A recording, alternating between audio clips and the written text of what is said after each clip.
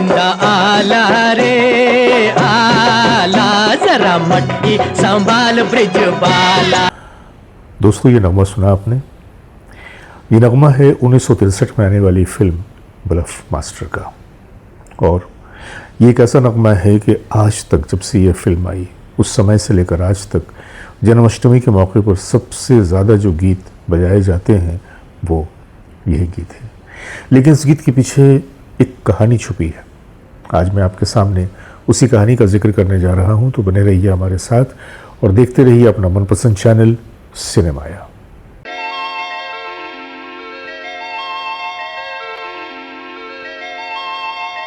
जैसा कि मैंने आपको बताया कि ये जो नगमा है ये 1963 में आने वाली फिल्म ब्लफ मास्टर से लिया गया है। और ब्लफ मास्टर को प्रोड्यूस किया था सुभाष देसाई जी ने और इसे डायरेक्ट किया था मनमोहन देसाई जी ने। फिल्म में गीत लिखे थे राजेंद्र कृष्ण जी ने और संगीत दिया था कल्याण जी आनंद जी ने। कल्याण जी आनंद जी की अगर हम बात करें तो हमारे बॉलीवुड संगीत जगत में जितने भी दिग्गज मौसीकार गुजरे हैं उनमें एक नाम कल्याण जी आनंद जी का भी है। इनकी बनाई हुई धुनें बड़ी ही खूबसूरत होती थीं और उनमें एक अलग ही एक तासुर, एक अलग ही उसमें खुशबू होती थी। और यही वजह है कि कल्याण जी आनंद जी के बनाए हुए नगमे वो आज तक पॉपुलर हैं। लेकिन इस फिल्म में जो उन्होंने कंपोजिशन बनाई थी, ऐसे तो कई गाने थे और उन गानों को शमशाद बेगम, लता जी, मुकेश जी, हेमंत कुमार जी और उषा मंगेशकर जी के साथ साथ मोहम्मद रफ़ी साहब की आवाज़ में रिकॉर्ड किया गया था।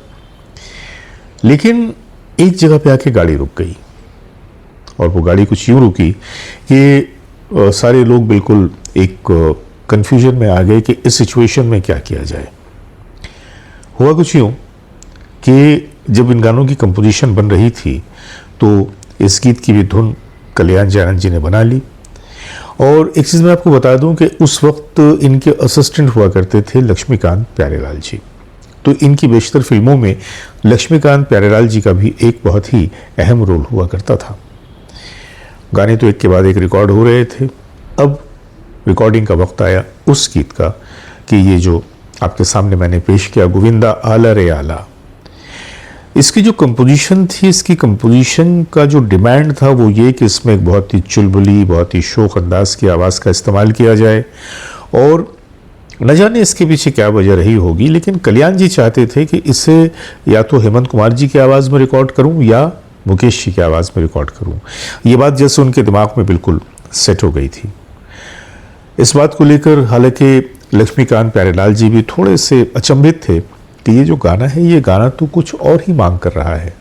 लेकिन कल्याण जी चाहते थे कि ये गाना या तो हेमंत जी से रिकॉर्ड करवाया जाए या मुकेश जी से रिकॉर्ड करवाया जाए। ऐसा नहीं है कि उस फिल्म में रफ़ी साहब से कोई गाना रिकॉर्ड नहीं करवाया गया था, रफ़ी साहब से भी गाना रिकॉर्ड करवाया गया था। लेकिन जब इस गाने की बात आई तो न जाने क्यों कल्याण जी के जहन में सिर्फ और सिर्फ मुकेश जी और हेमंत कुमार जी ही आ रहे थे। आखिरकार ये बात मनमोहन देसाई जी के कानों तक पहुंची। फिर उन्होंने क्या किया, आइए उससे पहले मैं आपको इस फिल्म के गीतों की छोटी छोटी झलक दिखा रहा हूं, आप वो देख लीजिए, फिर इस गीत पे आते हैं।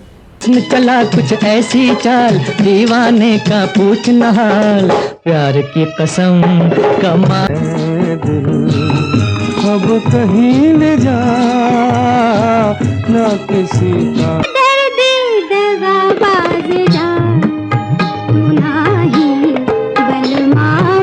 का आला रे आला, जरा मटकी संभाल ब्रिज बाला। जान गई, हाय मेरी जान गई, काहे दिल कर बैठा प्यार।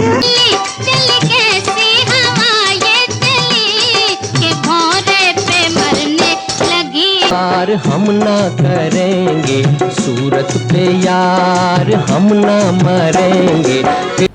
अब एक के बाद एक गीतों की रिकॉर्डिंग तो होती चली गई। बात आके रुकी थी गोविंदा आला रे आला पे। और जैसा कि मैंने आपको बताया कि कल्याण जी चाहते थे कि इस गीत को ख़ास तौर से रफ़ी साहब से रिकॉर्ड न करवा के किसी और से, हाँ वो मुकेश जी हों या हेमंत कुमार जी हों, उनसे रिकॉर्ड करवाया जाए। हालांकि इस बात से कोई भी कंफर्टेबल नहीं था। न तो लक्ष्मीकांत प्यारेलाल जी कंफर्टेबल थे, ना ही कोई और कंफर्टेबल था।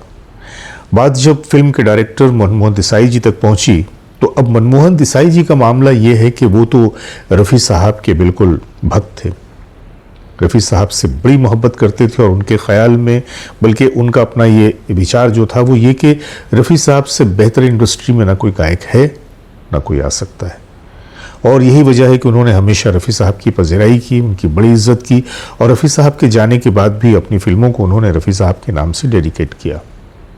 तो बात जब मनमोहन देसाई जी के कानों तक पहुंची तो उन्होंने कहा कि भाई ये जो धुन है, इस धुन में तो रफ़ी साहब से ज़्यादा कोई इंसाफ कर ही नहीं सकता, और मैं ज़ाती तौर से एज अ डायरेक्टर चाहूँगा कि इस गीत को रफ़ी साहब की ही आवाज़ में रिकॉर्ड किया जाए।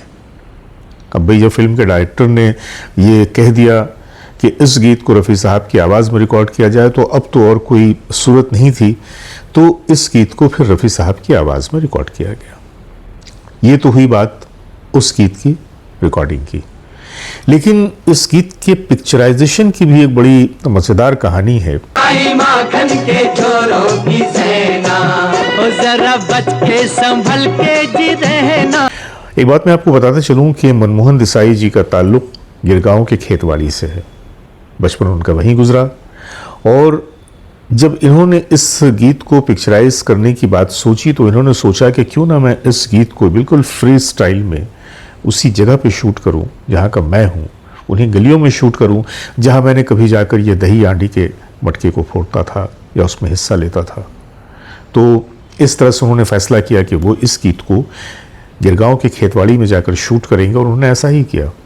और शम्मी कपूर जी को इस बात की पूरी आज़ादी दी कि आप अपनी मर्जी से जो चाहें, जैसे चाहें आप इस गीत में एक्ट करें, क्योंकि वो चाहते थे कि उस मंज़र को बिल्कुल वो कैप्चर करें कि बिल्कुल वो लगे कि बिल्कुल ये ओरिजिनल है, इसमें किसी तरह की कोई बनावट नहीं है और ये किसी फिल्म का हिस्सा नहीं है, बल्कि ये दही हांडी का जो एक रिचुअल है उसको ही अदा किया जा रहा है।